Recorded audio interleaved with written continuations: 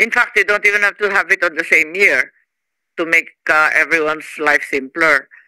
Just separate it by a whole other year. Ganun ba? Tama po kayo, Madam Chair, kasi try to imagine po, by next year, May ang election natin, May 12. 5 months after, same year, barangay and SK. Okay na rin po yun, kahit at least hindi po sinabay sa national and local elections. Pero yung 5 months na preparation po, napakahirap po yung 5 months na preparation. Hindi, tsaka yun nangyari noong nakaraang taon, di ba? Nagtambak yung first-time voters. Ang dami talaga, ang daming dumating. Kasi kakapospon.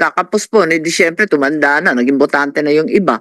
Napakarait din natin in-expect na ganun kalaki, no? So, paano yun? Di justified ngayon, kung talagang paghihiwalayan dahil manual nga, yung BSKE, ibig sabihin, hindi kailangan na maging 6 na taon. Pwedeng 5 taon. May nag-file ng bill na 5 taon. May nag-file na 4 na taon. May nag-file sa SK ng 3 taon. Pwede pala yun kasi hindi naman masisynchronize na totoo eh. Yes, ma'am. Kasi pagka po 5 years, 2030 po yung ating next elections. Pagka naman po 6 years, 2031. Kaya lang po, 2031 din ang ating midterm elections. So at least po okay po yung 2030 sapagkat that's a year before the next national and local elections.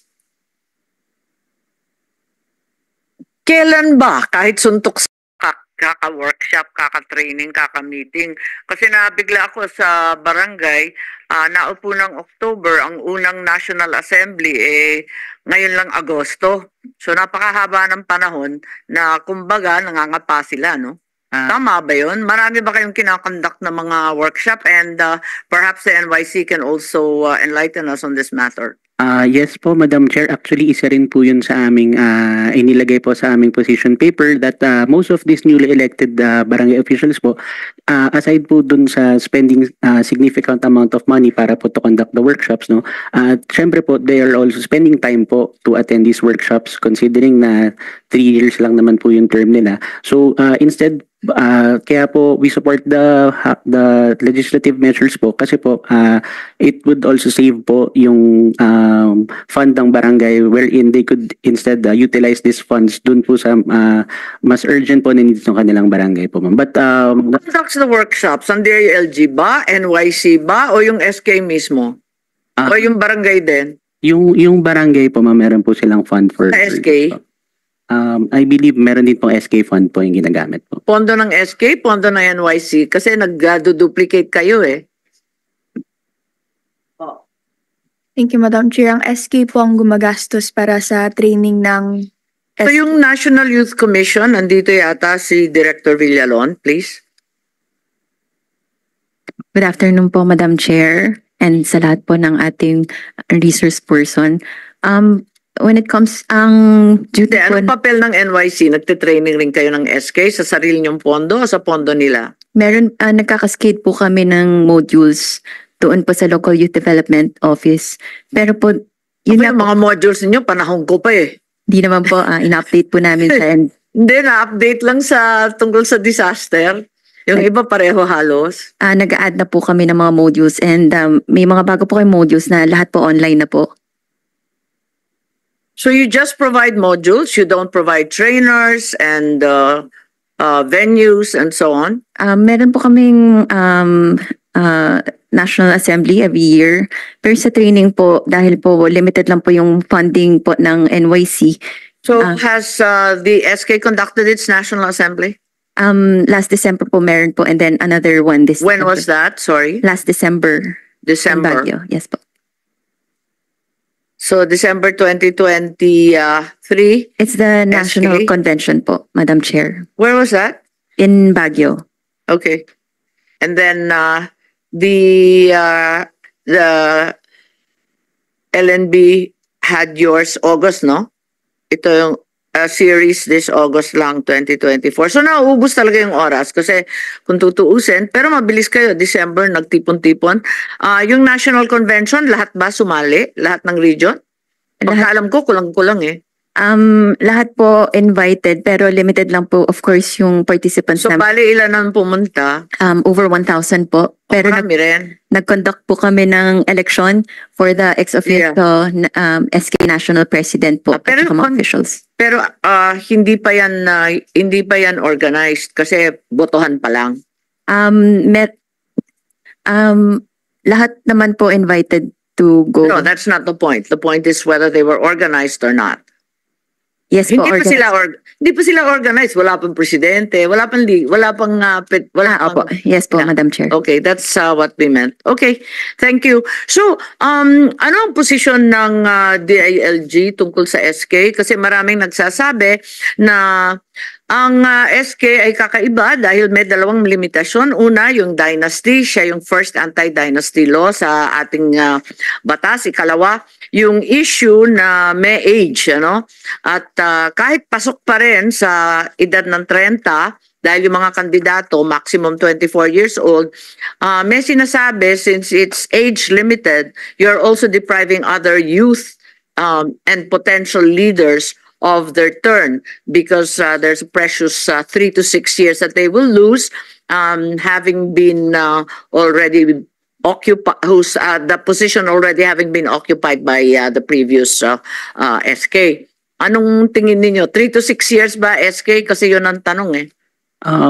The department po fully supports naman po na maging ma-extend din po kasama yung sa SK. Hindi labis yung 6 years. Marami kasi nagsasabi labis yung 6 years. We defer naman po sa wisdom po ng committee po na ito kung ano po yung... Pero is there a position by DILG? As to the term po... Kasi nga iba yung SK, di ba? May dalawang limitasyon siya eh. So, I wanted to know kung anong tingin ng DILG kasi kayo ang nakikipag-deal dyan at araw-araw niyong kausap sana. At ganon din yung NYC. Meron kayong position kung 3 or 6 years? As to the DILG po, wala po kaming definitive position, but we are supportive po if this sa bill po na ina-extend po, including po yung sa SK na maging 6 years po. Yun lamang. Oo, kasi maraming objection dyan dahil nadideprive nga at nauubos yung taon. Any opinion from NYC, please? Madam Chair, we support the wisdom of our honorable chairperson, Senator Amy Marcos. Wala pa akong position eh. Kaya nga nagkukonsulta. Ayan po. Natanong ko lang kasi nandito yung mga SK, di ko naman sila tinatanong kasi very self-serving naman kung manggaling pa sa kanila. Tayo kaya ang magsalita. Since you said you provide the modules, you supervise the training, and you also organize the assembly and convention, perhaps you had an opinion. Madam Chair, dun sa... In fact, as many critics said, 6 years is just too long. Madam Chair, yung sa position po ng NYC, dahil po limited lang po yung age ng ating youth, 15 to 30 years old, meron pong, syempre, siguro,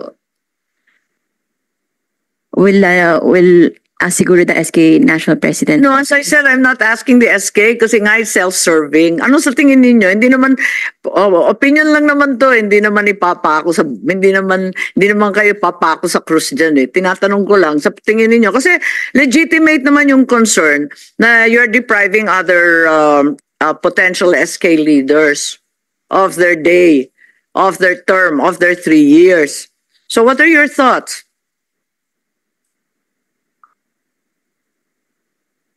Di syempre, kung ako yung SK, sasabihin ko, 6, obvious ba? Pero yung tinatanong ko, in your wisdom, mas nakakatanda yung NYC. May position ba kayo? Madam Chair, for now po siguro, we have to conduct more research pa po. Conduct more? There's very little time, Director Villalon. There's very little time. We're trying to set this as a priority measure because, as you know, there's little over a year when an election will be conducted and you still have no position. I'm not able to wait for you to conduct a survey and to consult. You have no notion whatsoever. So for now po, wala pa po kaming definite position for that, but we'll submit siguro Nako ha? Center. Pakisabi kay Ronald pupunta kayo rito, dapat handa. Ayun, sige. Is there anyone with any other opinion on this SK situation? Kasi strictly speaking, sa 24 years old, pasok naman yung 30 years old. Pero you're really depriving a whole generation, as it were, of SKs of that 3-year period during which they can serve as SKs. So given that the SK has two limitations, iba talaga yung sitwasyon nila sa barangay. It appears that there is some level of unanimity on the 6-year period or other substantial extension for the barangays. Yung SK ngayon, ang katanungan natin. I don't want to ask you, but okay, if you have something to contribute, do so. Who is it? Vincent Figueroa, go ahead. Madam Chair, good afternoon po. So, to note po, actually, in particular, those eligible to run for the position of positions such as SK chairman or SK member po is only limited to 18 to 24. So it's a smaller margin. When you said sa extension po, personally speaking, I think 6 years is too long. But 3 years is also too short. Given the current circumstance, Madam Chair, we had a problem because it has been a transition period po. Transition in the sense that the previous term po, Madam Chair, most of them were wiped out because they are ineligible for re-election. Hence the heavy training po. So all the way from October until now po, there are still some trainings conducted by different national agencies po, namely COA, TESDA, and different agencies po, even and all of ALC that's po. merely administrative kasi dapat Yes po. dapat mag-sig din kayo dyan sa National ROTC, but iba pang batas na nakatenga pa hanggang ngayon. So mabubulabog na naman kayo dyan. That's the other issue. So you're saying somewhere between 3 and 6. Pero maguguluhan ng COMELEC. Paano kayo magko-conduct ng in-between? Yeah, kinda po, Madam Chair, kasi ang sense po niyan, if isasagad... I'm not saying that it's an absolute requirement na dapat 3 or 6 at tumugma kayo kasi may sarili naman. Pero ang hirap biyakin yung Yes po. yung SK at saka yung barangay. Kapag nagsarili kayo, magiging times 3 na yung gastos natin. Ang ginagawa natin ngayon, ina-align natin, kung sana maaari, ina-align natin yung local at national elections together with BSKE. Pero ito, yung BSK, binibiyak mo pa. Mas lalo pa tayo, magiging times 3. Kaya, yung ating purpose, which is to bring down the cost of these constant elections, is not going to be met, ano?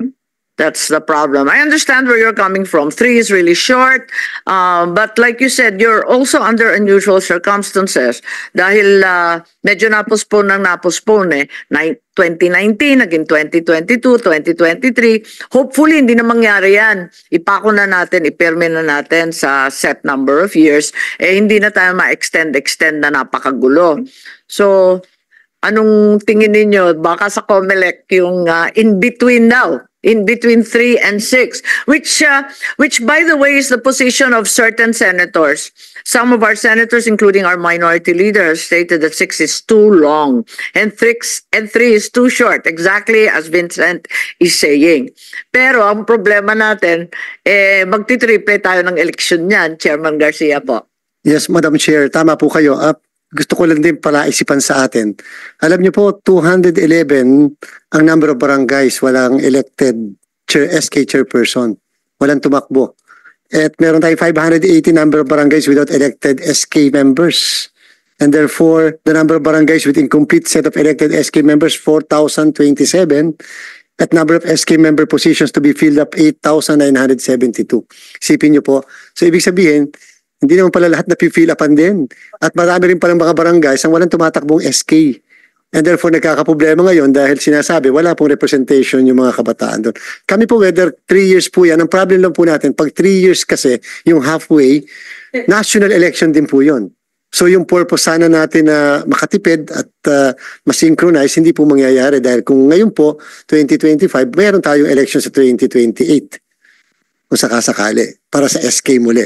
Isasabay sila sa midterm. Matasabay pa sa, yun yung isang Ay, bill hindi. po. Isasabay sa presidential. Mas malala. Yes, ma'am. Yun ang medyo malaking problem po. Pag pinag-aralan po natin yung Article 10, Section 8 of the Constitution, maganda po mapag-aralan din mabuti yung legality. Yung Article 10, Section 8 pertains to local officials. Therefore, from governors, regional governors, vice governor, hanggang bayan, yung barangay po, it may appear na hindi Hiniwalay talaga yung pati ang Hiniwalay SK. talaga yung barangay. Yes, ma'am. And so, So there's really room yes, ma'am. There's to extend. Yes, ma'am. Because even the Constitution recognizes that it's a whole different ballgame at the village level. Yes, ma'am. Kung sakali po na gugustuhin po natin na 3 years ang barangay, ang SK, basta po 2028 May, national and local, but not synchronized, it can be after the national and local election. O ang gastos na lang. Yes, ma'am. Ayun. Siguro ang itatanong ko, medyo kabisado natin na marami ng trabaho na binagsak na national government, pati na rin ng provincial, local government sa mga barangay. Ang itatanong ko siguro, anong programa ng national government ang ini-implement ng SK? Ano ba talaga ang trabaho ninyo? What's the quantum of work? I mean, aside from the trainings you have to undertake, what are your core functions? Di ba, maliwanag naman yan. Yung punong barangay, maliwanag. Section 389 ng Local Government Code, nakasaad dyan. Pero alam natin, patong-patong na. Bawat batas halos, sinasabi, implemented by the barangays. Ano ba ang trabaho ng SK ngayon? Na karapat-dapat pahabain ang inyong term? What are your core functions?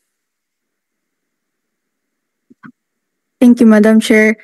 Ang SK po kami yung nagre-representa sa youth, tapos yung mga projects and programs na ginagawa Yes, namin. can you be more specific? What has been delegated to you?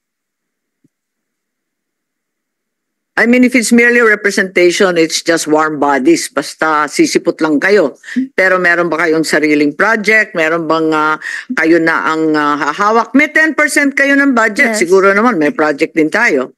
So, Anong ginagawa ninyo? Halimbawa, na busy kayo para ma-justify natin tong 6 na taon na hinihingi. So, meron po kami, Madam Chair, na 10 centers of youth participation. Dito po nagre-revolve yung mga projects and programs Yes, natin. maybe you can tell me what they are. Agriculture, environment. Hindi, pero anong ginagawa ninyo tungkol doon? Wala pa kasi ako nakikitang agriculture na project ng SK eh. Meron din po kaming mga KK assembly. Hindi, for example, Agriculture. ano yung agricultural project ninyo? Para malaman namin kung busy talaga kayo. For agriculture po, meron po kaming micro-farming. So, Ano yun? farming po sa mga backyard or isang open lot po, dun po magtatanim ang mga Meron kayong mga lugar niyan? Lahat meron yan? Hindi po Kasi lahat. wala pa akong Limited nakikita lang ang po. ganyan eh. Ang nakikita ko puro Miss SK at saka Liga. Partnerships po with the barangay rin po, nagpa-partner kami. Example, Kapag partner, ibig sabihin junior partner. So yung barangay pa rin ang nagli-lead. Kung kinatawan lang kayo, wala naman kayong masyadong trabaho niyan.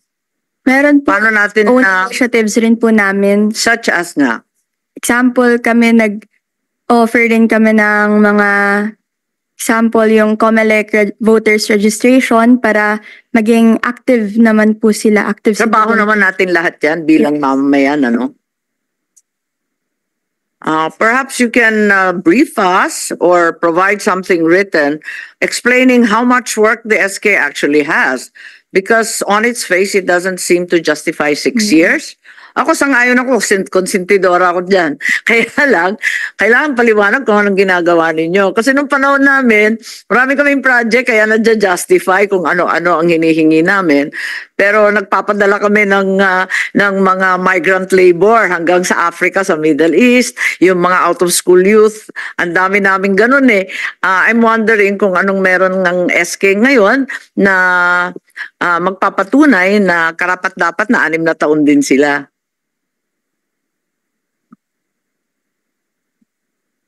Honorable Chair. May I speak? Yes, I'm sorry I can't see your name. Edmundo Tolentino, ikaw ba yan? Yes po, Honorable.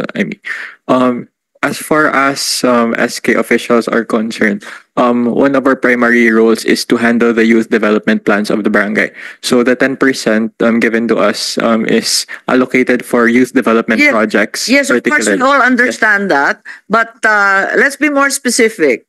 It really depends po on the SK Council on the projects that they will implement. But what is required for them is for all 10 centers of participation to be hit.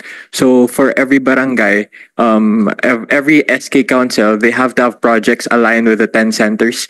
For example, every council is required to have a I've project seen regarding those, agriculture. I don't want to argue with you, Yes. but I've seen that list of 10, and in more than one case, it's very, very apparent that they don't have the 10. I understand, Honorable. Pero yes po, we are focusing on the individualities po kasi of the SK Council. That is, the pag-implement kasi ng projects is dependent po talaga. Mahirap sa yata council. yan. Kung masipag, okay. Kung tinamad, okay din. Opo. Yes, did you have something to add? No, that's all right. I think you just submit and tell us what your functions are right now on its face, and what I hear. There's really not much work as an SK. So I won't be able to justify such a doubling of your term. Whereas with the barangay, I believe that there's more than enough in terms of the functions that have been passed on to the barangay. We'll ask Jessica later. Are you done? If you have anything else to add, please, yeah? Yes. I can see. Jaco Salem is all I can see. Sorry. Yes, Madam Chair, from Cebu City. To be specific po, yung role po ng SK namin, example po is, nagpro-provide po kami ng sustainable programs or livelihood programs para sa ating mga out-of-school youth. I'm sorry, but that's very, very generic. Lahat tayo sa gobyerno may ganun, ano? Yung out-of-school youth, hindi ba lahat libre na ngayon hanggang SUC, kaya parang hindi na rin relevant yung out-of-school, di po ba? Yes po. And other than that po is yung mga teenage pregnancy po natin, nagpro-provide po Sorry, kami I ng didn't understand. teenage pregnancy po natin, yung mga youth po natin. Nagpro-provide po kami ng mga series of seminars para po sa ating mga youth na ano po, and then yung mga Ayun pa. Meron ba kayong meron bang effective na seminar dyan? Kasi ang laki-laking problema niyan. yes po, nagpro-provide po kami ng mga I think there are specific health concerns that we would like to hear from you, and mental health, cyberbullying, all this is very important, and we haven't heard any SK program that deals with teenage pregnancy. So this is the first time I hear about it. Where and what exactly do you do? for the teenage pregnancy po yung pinaprovide po namin ngayon. Saan? Sa Cebu po, may mga barangays po tayo sa Cebu na nagpro-provide po na aside from No, our but it's not SK. Yeah. Bayan ang nagpo-provide. Yes hindi po. SK. So you cannot own the project as SK. It depends on the LGU. di ba? yes po. Okay, so Madam Chair. what I'm looking for are the youth initiatives that will justify a doubling of your term. Yes. Opo, Or even an extension. Opo, to frankly note, Madam Chair, so kinda the SK budgets. Narinig niyo yan, NYC at saka DILG. They're suffering the training. They're enduring. I have So to nobody be, likes the training. I have to be frank po, because that's the parang ground reaction po. Because the No, fund, I understand. yes po, I have to be honest, because Ganun din yung mga farmers namin Pag Opo, nakita kasi- yung DA na magte-training nagkakamot na ng ulo. for at example, ng tiyan. Madam Chair, out of my budget, my barangay is 462,000 pesos. 90,000 of that only goes to training. Mid-year, ubos na po, yun yung 90. Sino binabayaran nyo? All the trainings po, various trainings. Kaya nga, saan ninyo binabayaran? TESDA, TESDA. DILG, COA. Kawawa naman yung SK. Various trainings po, Madam Chair. That's why, Hindi naubos na yung pera nyo. for example po, sa Sige, budget. pwede yes po. isulat na lang ninyo yan. Sure. Ha? Sige, para alam natin kung anong i-discuss. Kasi nga, makikipagdebate pa ako dyan sa mga senador, sa mga congressman, pag nag-BICAM. Paano ko ipapaliwanag sa kanila? Nako, kailangan habaan ang term nila kasi ang dami lang trabaho. Tapos, pag tinanong, wala pala silang trabaho kundi training. Yun ang problema. So I think at this juncture we have to call on the president, national president of the Liga ng Barangay, Ms. D. Magandang Yes, hapon anong po. trabaho? What are the core functions of the barangay chairpersons as well as the kagawads right now? I Magandang mean, hapon. we're aware of what the local government says, but what's been passed on? Good afternoon po, Madam Chair, and sa lahat po na naririto, maraming salamat din po sa pag-imbita sa Liga ng mga Barangay at may represent po ang barangay dito. Alam niyo po, ang barangay, we're the smallest unit in government, di ba? Pero we have a myriad of responsibilities. Lahat po, legislative, gumagawa po ng ordinances, resolutions sa mga barangay namin, judicial, yung mga pag-mediate ng mga disputes, from complex disputes to very trivial, kahit mga chismis ng mga kapitbahay, lahat po yan problema ng barangay. Ano, may lupon naman, may lupon tagapamayapa. Minsan Yes. di naman umaabot yan sa kapitan, di naman umaabot sa kagawad, hanggang sa lupon lang, di ba, naaayos na? Minsan po, hindi po, ma'am. Oo nga, pero Sumasang- ibig ko sabihin, Opo, I understand, ma'am. And then, may tao talagang nakatutok dyan opo, na hindi naman lahat ng kagawad at hindi mismo yung kapitan. opo, hindi naman po. Executive also, I mean, if I give you a rundown of everything, Yes, you should. okay. That's what we're asking. Okay. Lahat po ng compliances, lahat po ng immediate concerns ng community, answerable po ang barangay. We have to also provide them with infrastructure. We have- Halimbawa, do you have the direct supervision over the BHW? Yes, ma'am. Dahil yung mga vaccination program, Yes. tapos yung mga BNS, no, sa timbang, pagkatapos Yes. ako na nagsagot ng sarili kong tanong.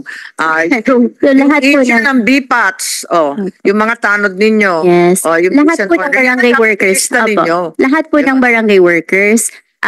Yun din po ang jurisdiction ng mga barangay officials po natin. Even lahat ng mga pressing concerns, like right now may outbreak ng dengue, ASF, lahat din po yan. Kailangan po din namin tugunan ng pansin. Ang mga problema ng barangay kagawad, yung section 391. Kasi yung iba nagsasabi na 6 years yung kapitan, 3 taon na lang yung kagawad.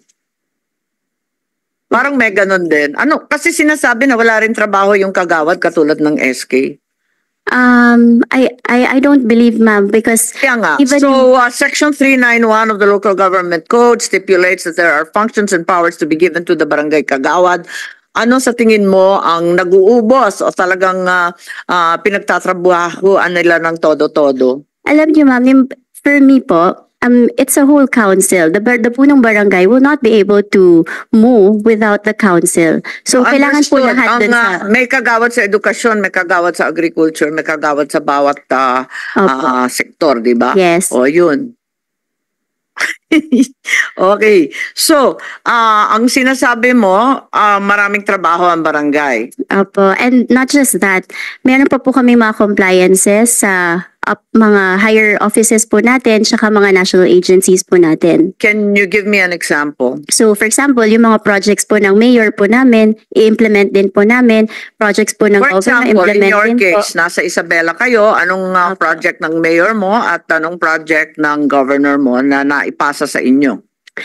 For example, kung lahat po ng gusto nilang gawin sa binibigay po sa barangay, for example, Example lang. okay, Specific- pag-determine po, for example, kung Specific project, for example. kuha po ng database. Dahil may pondo pong nakuha ang mayor, kailangan yung database ng lahat ng senior, lahat ng PWD, lahat ng single mothers. Yeah, but lahat that- po yan barangay po ang Surely that derives from the MW. You have naman the municipal social welfare, di ba? The mayor can tap into that database. There's no need to... Ma'am, actually, it's RBHW and DNS po ang umiikot sa lahat ng mga barangay, facilitated also by the barangay officials. Okay, so data gathering. For the Opo, data kagawad. gathering. Okay. And then the implementation of that also, kami rin po ang magsisecure po nun. Okay, and the kagawads you're saying are equally busy. Yes, I believe so. Ano-ano yung mga sektor na pinagtatrabahuan ngayon ng mga kagawad? Alam ko dati agriculture, ano pa, Health, education, Health, may health, education. ano pa. Opo. Marami-rami sila eh. Opo. 8 yun eh. Ano po daw? Education, health. I'm sorry. Nako, ikaw ang pangulo ng liga. Pati sa drug clearing, lahat din po yan. Medical, Siguro, bigyan na lang ninyo ako ng brief para mapatunayan ko na talagang kinakailangan na habaan ng termino ninyo. pati na mga kagawad po. Siyempre, kasi kasama naman yung kagawad, kasama yung kapitan, kasama yung SK. I need to justify. You have to understand where I'm coming from. Yes. There are those who are saying that 6 is way too long. Even from the national agencies po, yung marami din po kaming mga ini-implement na proyekto. For example, for DILG, for example, meron pong hapag na magtatanim po, and then kalinisan project, road clearing. Every week